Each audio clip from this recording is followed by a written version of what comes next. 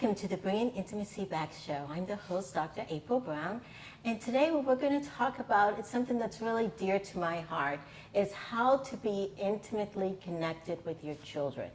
Because as parents, we are the first, I used to like to say boss, but the first person that our children interact with. And so how we connect with them helps them later on in making intimate connections with others.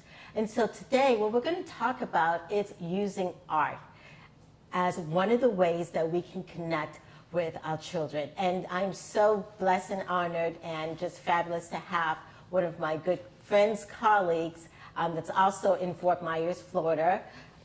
Yeah, definitely. Reina Lombardi, and she is an art therapist. Yes, that's here, that's in Southwest Florida. And so, can you tell us about your journey and how you became an art therapist and working with children? Sure. So, I always knew I wanted to do something in the helping field. Yes. And I wasn't exactly sure what that was going to be. So, as an undergraduate, I studied art. I was always passionate about art. So, I studied art history, art education, and psychology, and then went on to get a graduate degree in art therapy and mental health counseling. Yes. And I didn't think that I wanted to work with kids, but my second year in school, I ended up at an amazing internship, and it was at a therapeutic school, and I fell in love with working with children, and I've pretty much worked with children ever since, and that was about 15 years ago. Yes, yes, good. And so for people out there listening, what exactly is art therapy? Yeah, so art therapy is a mental health profession where we use art as a healing tool for people to develop insight, awareness, understanding, to resolve problems or learn how to come up with solutions to their problems, to regulate their emotions, all kinds of things. It just depends on the population, but we're drawing from the psychological theories and counseling theories and applications, and using art media to put it all together. Yeah, it's a great tool, especially because sometimes people have a hard time talking in therapy. Yes. And they're like, oh my gosh, I don't really want to talk, but art gives them a way to express themselves. Absolutely. That is one of the really wonderful things. And sometimes people who struggle to communicate or articulate what's going on for them internally are often surprised what happens on the page, so to speak. And then they're able to talk about the image, and it gives a different context for them to talk about what their experience is, and it gives a little bit of a space too. Right. It makes them feel that it's okay to share. Yeah. Which is critical, and even in connecting with the therapist, but even in learning how to express yourself. Yeah. I think art has been a variety of, it's a way of helping to show people how to express themselves, definitely. And so in dealing with that, also in going into this intimate connection that we're talking about, and we're going to talk more about, what is your definition of an intimate connection? Yeah, well, I really believe that an intimate connection is when we can be in the same space with somebody else and it feels safe, it's trusting, we're connected, and we're really tuned in to the other person, and we're listening and we're present. It's really about presence, right? We can't be intimate without being in the here and now and in the present moment. Right. And how important is that for parents? It's in relating to children. incredibly important. Yes. Incredibly important for parents to create time to foster that intimate connection with their children, and their children are hungry for it. Yes, yeah. And I believe that it's really about the quality of time, not so much Absolutely. Because some people think like, oh my gosh, I work a full job and maybe I'm a single mom, and I've been there as a single mom, but it is about the quality. Yes, it is. It's about turning everything off, getting rid of the phone, Yes. and paring it down, being with the child, whether that's reading together, doing an activity together, spending that time where you can have an uninterrupted conversation with your children. And when you're doing stuff, fun stuff, whether it's cooking or creating or listening to music and dancing, whatever it is, as long as you're active, even if it's playing with their toys with them, imaginative play. Right. Once they're doing, they start to open up and really share about their experience, where a lot of parents will say, well, I asked them how their day was when I picked them up from school, and of course they're not going to say anything then. Yes.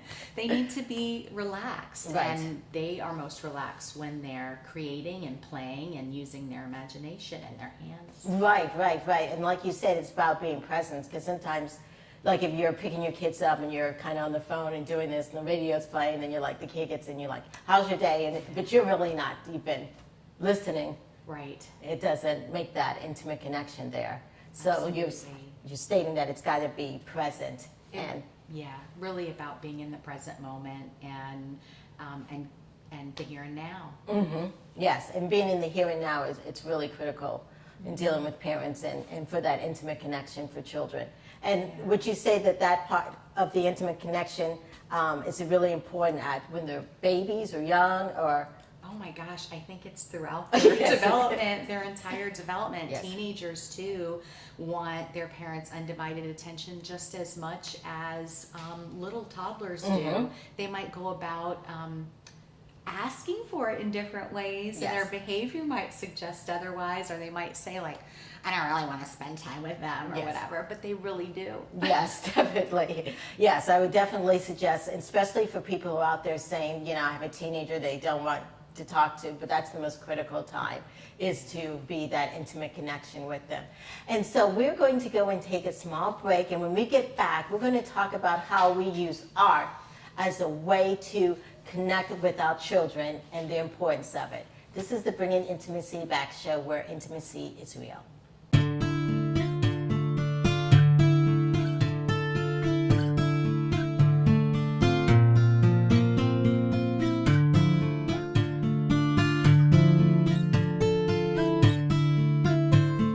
Welcome back to the Bringing Intimacy Back show. Today we've been talking with Reina Lombardi, and we've been talking about how we use art as a way to connect with our children.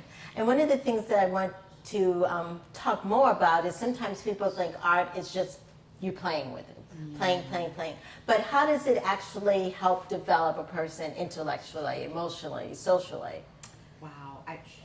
Art is, I think, one thing that humans have always been drawn to, right? It's part of our development. Children, even if they don't have art materials, say if they live in tribal communities, there will be evidence of them creating art in the sand with sticks. So it's something that is innate within us, and it is one of the primary ways kids use to communicate when they're starting to develop and learning about themselves.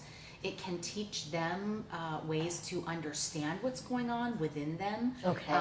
So, little kids, toddlers and such, right? They don't have the vocabulary to be able to communicate what's going on internally, or they don't quite understand. So giving them some art materials to express that starts to teach them how to do that, so they start to learn about it. But of course it helps when you facilitate, like, tell me about it. What does that mean? Why did you choose red? Why did you choose blue? What does this circle over here mean, or this shape? And teach them to talk about what they're creating at the same time, and it starts to integrate that whole piece. Yes, and I think even like you said, the creation part is really important. And that helps build up someone's self-esteem.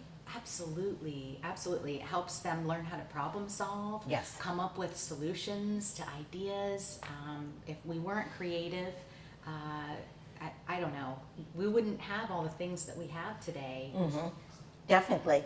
And since you're talking about creation, is there a difference between, I know you've mentioned before in our private conversations, parallel creation and interaction creation? Well, in the sense of art? So there are two different ways about creating. Okay. So we can collaborate and create together, and that of course teaches social communication skills, right, and compromise. Right. So that means when a parent and a child creates a special project together. Okay. Yeah, absolutely. And Okay. they're like making decisions together. They're choosing like, well, what color do you like? What color do you like? How should we go about this? And you start to teach them how to work Together. in collaboration and how to compromise and problem solve in that way, which is wonderful for the relationship. You're developing trust and bonding in that time. And then it's also it's different, but also an opportunity to learn about one another when you're creating in a parallel process. So Okay. you can be teaching, healthy recreational skills and, personal self-care skills.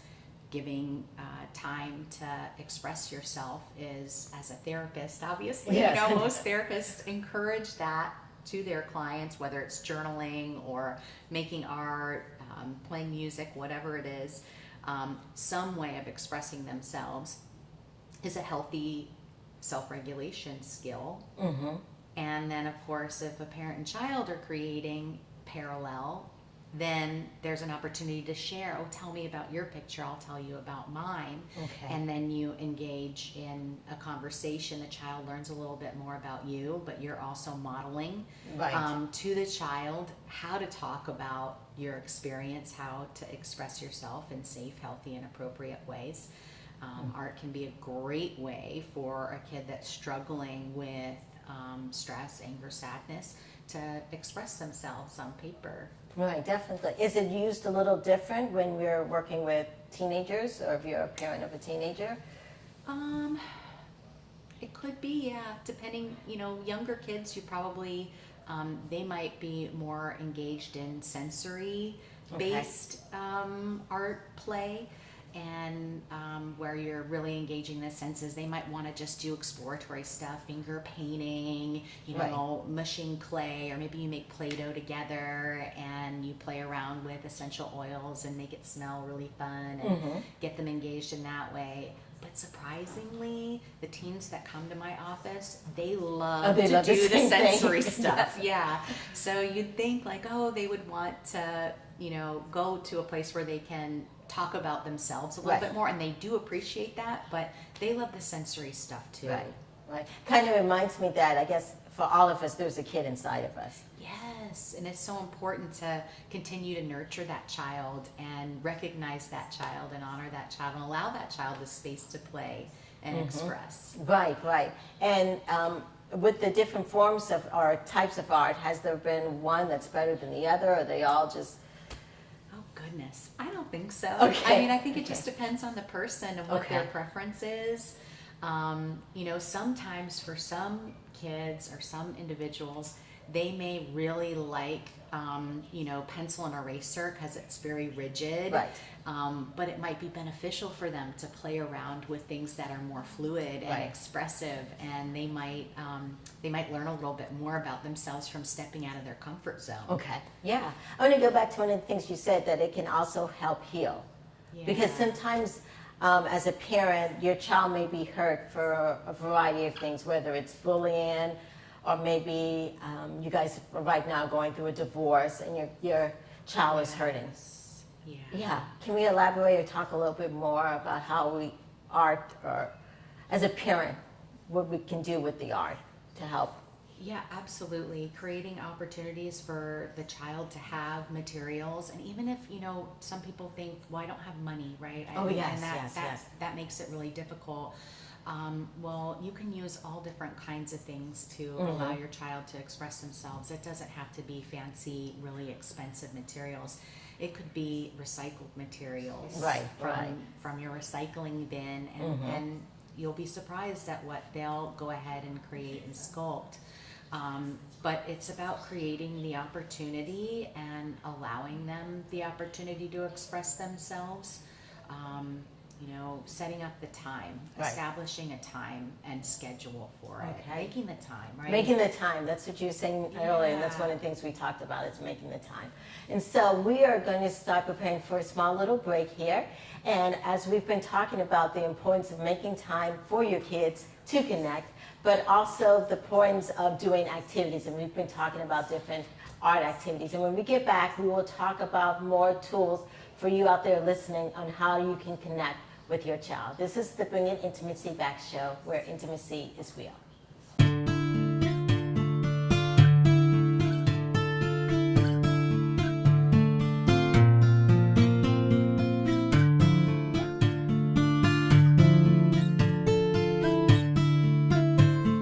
Welcome back to the Bringing Intimacy show, where intimacy is real. And today we've been talking about how to intimately connect with your children, because that's critical in their development of being healthy adults. And today I've been honored to have one of my friends from Southwest Florida, because that's where I'm from, art therapist, yes, Reina Lombardi, and she has a thriving practice in Southwest Florida. Yes, and your practice name is? Florida Art Therapy Florida Services. Art Therapy Center, yes. Yes, so we have people out there that are listening, and maybe they're having, I'm going to start with the older ones first, but they're having a teenager out there, and maybe they're having a hard time connecting with that teenager, and they're listening and they're saying, maybe this art therapy, maybe something. What are some tools that you can give our audience member? Well, first I would say, as an adult, let go of any fear that you have about creating. Sometimes, at least in my work, that when I've worked with adults are like, oh, I don't really feel comfortable doing that. They've disconnected from that playful part of themselves, and they haven't done art since maybe 5th grade or 6th grade or something. Let go of the fear and put yourself out there. If you teach your child to avoid fear, then they're going to avoid fear, which is not good. We want to have healthy risk taking. Right, you mentioned a great part, because children pick up on how we feel. And our fears and our anxieties. So if you really have fears or anxiety, you really should get help for it, but not display it onto your children, because definitely, yes. Yeah, and so if you're afraid of making a mistake, then they might be afraid of making a mistake. So, teach them it's okay to make mistakes and have fun, and have the focus be about the process of doing and not creating something that has to be displayed, right? It's really about, again, going back to what we first started talking about, being in the moment, being in the present moment, and focused on the process of doing together. So let go of the fear and say, you know what, let's create something together. Let's focus on our family and understanding our family more, and let's create a family crest together. Let's pick out symbols that represent what our family values are, our family beliefs are, what our family history is, our culture, right? Things that are unique to your family. Create something together. It's going to give an opportunity for a really wonderful conversation to develop, and have your child learn maybe a little bit about your family history that maybe they don't know, and that will help them feel more connected to the group, right? To the extended family as well. Like, we all want to be connected. Awesome, and that's a great idea, because that can be like a legacy. Yes. Yeah. So absolutely. Definitely, yes. And so then, what about those parents who have maybe little ones?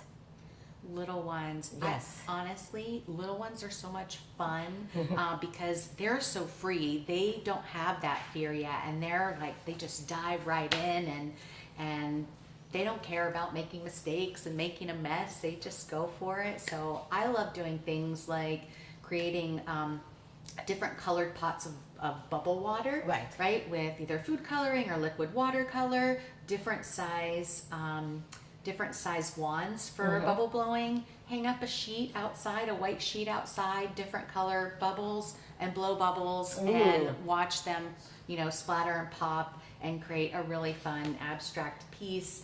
And I'm sure there'll be a lot of shared joy in the experience, a lot of laughter and giggles and fun, and that's what it's about, sharing those intimate moments. Yes, yeah. And then I'm sitting here listening and thinking, and there may be parents out there, or parents like myself, who have adult children. Yes, yeah. What tips would you give for parents who have adult children, especially who are in their 20s and are going through life challenges of whatever? Absolutely. How to use art to connect?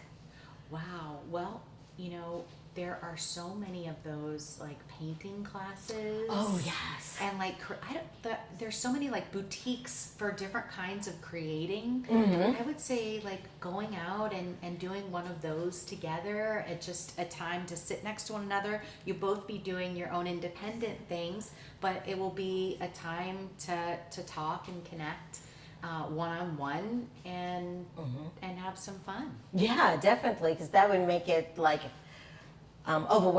just all together. It holds it all together, having that art and that intimate connection there. Yes.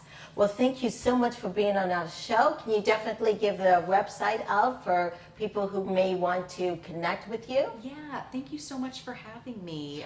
So the website is floridaarttherapyservices.com.